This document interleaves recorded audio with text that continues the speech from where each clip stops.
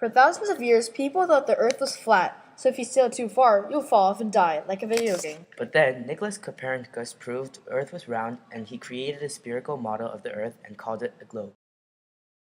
But how does a globe work? We're here to tell you. This is Going Global by Joon and Minka. Before we tell you how a globe works, we'll tell you what it is. If you took the Earth and shrunk it, you'd have a globe. A globe is basically a model of the Earth. Globes are more accurate than maps because they do not require flattening the Earth. Globe is tilted on a 23.5-degree tilt, just like Earth.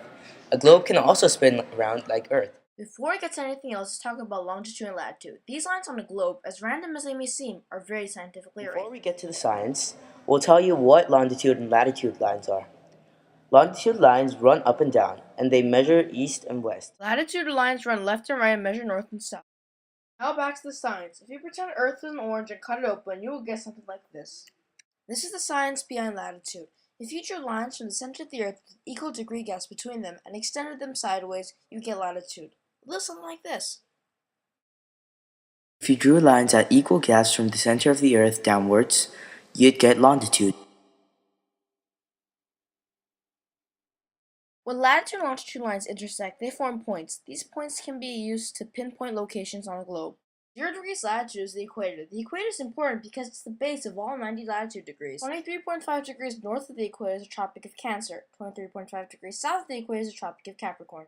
Both tropics are essential in the creation of seasons. 0 degrees longitude is the prime meridian. The prime meridian is the base of all 180 longitude degrees. The prime meridian runs through Greenwich, England because this is where most of the longitude research was done. 180 degrees longitude is the international date line, which sets the boundaries for 2 separate days on a calendar. The equator also divides Earth into 2 equal halves or hemispheres. The half above the equator is the northern hemisphere, while the one below is the southern hemisphere. The prime meridian also splits Earth into 2 hemispheres, eastern and western. Thanks to Earth's tilt, the northern and southern hemispheres receive different amounts of sunlight at different times. This is what causes seasons. On June 21st of the summer solstice, the sun is above the Tropic of Cancer, and the northern hemisphere receives direct sunlight. The days become hot and warm. Summer has begun. The southern hemisphere, however, receives indirect angled sunlight, and the days become shorter and colder. Winter has begun. Soon, at about September 23rd, the sun is above the equator and both hemispheres receive more or less equal sunlight amounts. For the northern hemisphere, this is fall.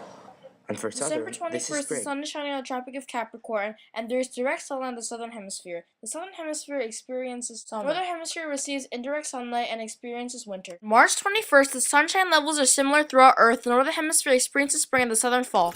Let's review. And after learning all this, I guess you can conclude that the Earth is awesome.